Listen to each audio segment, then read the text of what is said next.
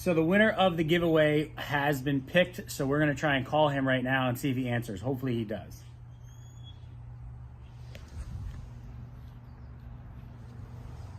Ryder's here for this.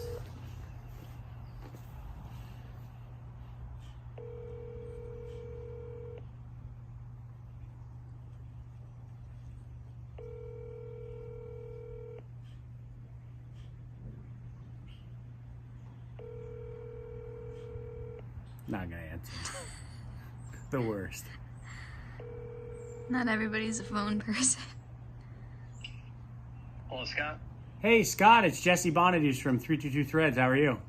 Good. How you doing, Jesse? Good, good. I just wanted to give you a shout and let you know that you are the winner.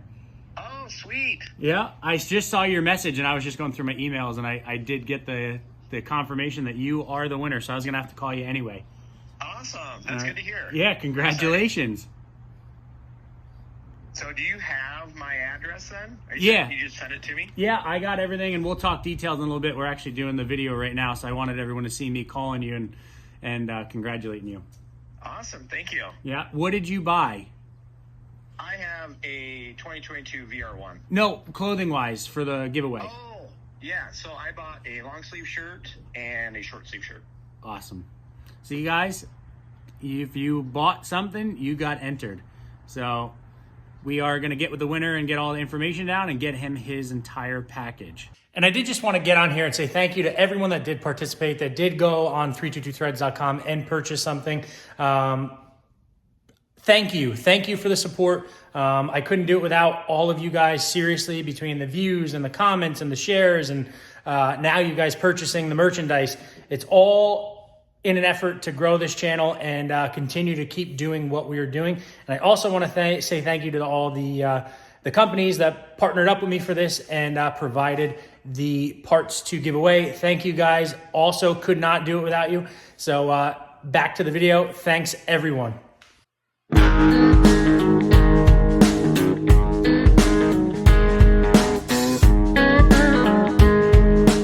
What's going on, guys, and welcome back for another review of one of these 3 awesome sleds. We're not doing the 4th one. 3 awesome sleds. So previously we did the 9R. Bruce kind of really did that. He did the 650 because that's also his. And now we're up to the Boost. So this is kind of going to be me talking the most. I'm going to bounce some stuff off of him. But I'm going to tell you guys kind of what I feel, what I like, what I don't like, any issues that we did have with it, and just kind of go from there. Obviously, the Boost was new to the trail segment this year. Which is obviously why we had to get one and see what they were all about. And they are a ball of fun. You know, there's no doubt about that. You know, completely stock. And we, you know, if you go back to the videos from when we first got this, yes, suspension was soft. You know, we went through that. We did some testing right here in this backyard and got you guys, you know, kind of a setup of where we wanted to be with a stock set, you know, without buying any single part. That was exactly how you would get it from your dealership. And, you know, we did run it for that like that, but it's not like us to leave anything the way that it is. So, you know, we went through, we did 100-pound springs up front, heavy duties in the rear, revalved all 4 shocks, high gear dual rate front track spring, CNA skis, and this thing came right to life, and it really, really handled and worked just as we wanted it to. And we did some changes throughout the year to try and get it a little bit better, but you know, that's just us being nitpicky. You know, it works really well. The rear coupler blocks are awesome, you know, and we did test them when we had completely stock suspension in.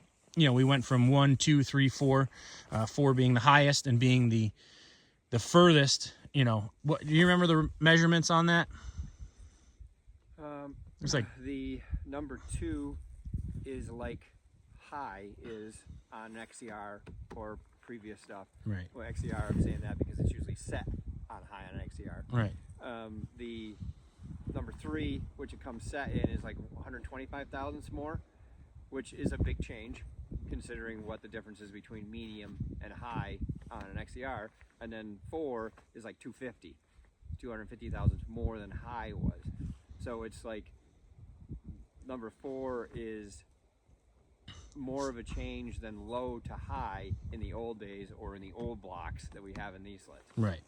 So they were definitely a huge game changer. And, you know, depending on conditions, depending on what you were doing, you know, you could mess with them, and they're quick adjust, so they're easy to do, and really get the entire sled to change differently.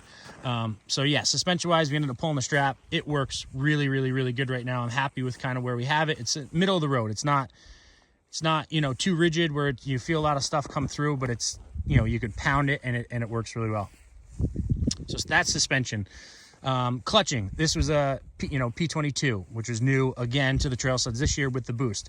So it is a vastly different feel to me, and I think Bruce would agree. A very different feel, the P22 to a P85, which is what, you know, came on all the naturally aspirated trail stuff for the last, what, 20 years? Oh my God, 35 years. Yeah. So long time. So we had, you know, big roller bearing, no deflection bolt, belt was very tight. It just seemed like it lacked, you know, good bite down low. And as soon as we, you know, took off, that was the first thing that I thought of in my head. And, you know, I know Bruce agreed with me, is just felt like there was not a ton of grip down low. And over, you know, throughout the year, you guys know that we ended up, you know, clutching it. We did some weight changes even before we got the Velocity Sled Performance kit, and that did wake it up and it made it feel better. And then, you know, at the end of the day, you know, Will's cover really helped that and gave that clutch way more bite down low and in the mid-range, and it made it feel more like a P85, but it's still not 100% there. But I didn't have any issues with anything in the clutch. Nothing came apart, nothing came loose, no issues there whatsoever. And yes, I was inside of it changing things from time to time, but for the most part, no issues at all. You know, it didn't explode, nothing crazy like that. As far as power, even, oh, we got some sleds coming. Power-wise, in 100% stock form, it absolutely has much longer legs than a naturally aspirated thing. I always felt naturally aspirated sleds, you know, when you hit that 85, 90 mile an hour range, it's almost like you kind of hit a wall. You know, it's just, so I really felt like the naturally aspirated stuff, the 850s, you know, I had 1, 2, 3, I think I had 4 of them before this boost, maybe even 5 of them. I just felt like you hit a wall once you hit a certain mile an hour. This thing just keeps on pulling and pulling and pulling, which obviously, you know, is kind of the point of it. And that's, you know, you have a forced induction engine now. You have a turbo pumping a bunch of air down the throat of the engine, and it feeds it and it goes. If you're hard on the fun flipper though, you're gonna eat some fuel. I mean, when we were in New Hampshire, me, John, and Mike, I think we were 80 miles, and we all had check fuel lights on. Yeah, low light. Yeah, low light. So I mean, if you're in the fun flipper, you're gonna drink some fuel. I had my 650. I had plenty of fuel. Yeah. Mm-hmm. Just let you know. He was in the back of the pack. We were in the front. Oh, whatever. But no, I mean it. And then when you clutch it, it got even better. And now that we're tuning it, it got even better. And now that we're in stage 2, which is in here right now, and there'll be a video about that. It might have even been before this. I mean, it just gets better and better because you start adding the power to it, and it's gonna feel that more lively. But I mean, for the most part, it ran flawless. I had a couple fouled spark plugs from time to time. Not gonna lie, I think I went 2 sets or potentially 3 sets, and it wasn't even a set. It was just one. You know, it wasn't like it just completely died. It was one at a time. One of them was due to something that I'm going to tell you guys here shortly, which we're going to get into issues that we had. So first 30 miles, check engine light would come on, come off, come on, come off. And I was actually riding here with Bruce, and luckily enough we were here, so we brought it to the shop the next day, and it was exhaust valve issues. So luckily we relearned them, and I never had another code pop up about that ever again. So big win there. You know, that fixed it. I know some guys are having cable issues and stuff, but I have had no issues at all. The only other issue that I had like that was actually riding here last weekend. Check engine light came on, it started running a little weird, and you know, I checked the codes, and it was a speed sensor code, and then the turbo actuator for the valve. So I'm like, that's kind of weird. And it, you know, we fired it up and it wasn't moving it, and turns out it was actually, and you guys know, and I say this all the time, I'm very hard on the brakes, which your speed sensor runs off your brake rotor. Well, I'm so hard on the brakes that I actually melted the inside of the speed sensor and it faulted out. Well, when the sled senses a fault, it won't let that turbo actuator move, so it won't build boost because it thinks it's a safety issue. So we ended up changing the speed sensor, which is why Bruce's sled was apart, because we stole it last weekend to make sure that it was okay. And there was nothing wrong with 650. We just stole a part off it. And sure as crap, we put it back together, went out and ran it. And that was actually the videos that we ran against the 9R. And we ran it last night and the rest of that day, and we've had no issues. So it was just a speed sensor. So yeah, we didn't even have to put it back on digital wrench or anything. Nope. Just put that back in and we ran fine. That was it. So those are really the only two issues. Belt wise. And all that brake, just so you know, that slows you down. Mm-hmm. Use a brake like that. Yeah, something like that. It also helps me avoid trees. Gotta plan ahead. You gotta win some, you lose some, right? So, but no, I mean, the boost has been great. Comfort wise, feels really good. Suspension wise, obviously we had Rock's hand guards and my gauntlets. I won't ride without them things. My little baby hands get cold.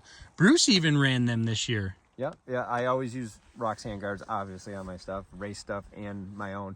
And I had got some of those for the race guys, because I like to have them in case it's a cold weekend.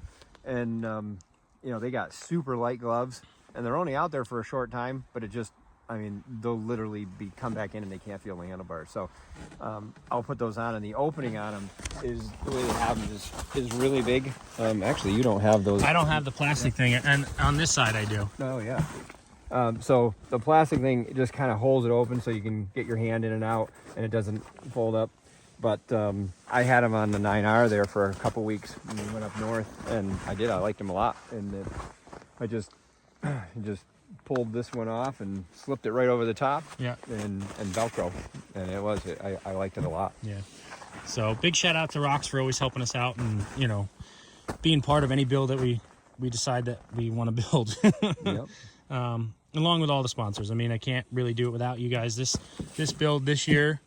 Not that we went super crazy, but you know, all the parts and everything, you know, are because of you guys. And you know, luckily I got to test them out and try them out and have fun with them, and you know, and relay the message to you guys. But the boost, also big thumbs up.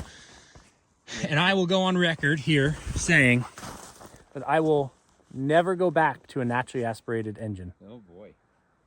Well, at least I don't have to worry about you riding my 650. He's always got a joke. Always got a joke. But no, I mean, around here, and there's a little asterisk there. Where I ride in Tug Hill is obviously much more open and, you know, higher speed. So this thing it works less because it has so much power that you could cruise, you know, those miles an hour and not have to work it. Like my 850, that tongue used to be hanging out all the time. With that thing, it just cruises. I actually get better gas mileage than I did on the 850. And it's great. So third one that we're giving a big thumbs up to, and big shout out to Polaris for producing something that, you know, we haven't had any issues with. And, you know, we ride them hard, and you guys know that I ride my sled very, very hard. I mean, I did melt the speed sensor, so. Yeah.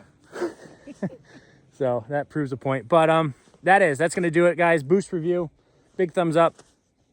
And when this video goes live, I don't know if I'll tell you guys what I ordered for next year or not, but if I didn't say it yet, you guys are going to have to come back and find out what I did get for next year. That's going to do it for this video, guys. Make sure to like, make sure to subscribe, and we'll see you guys in the next one.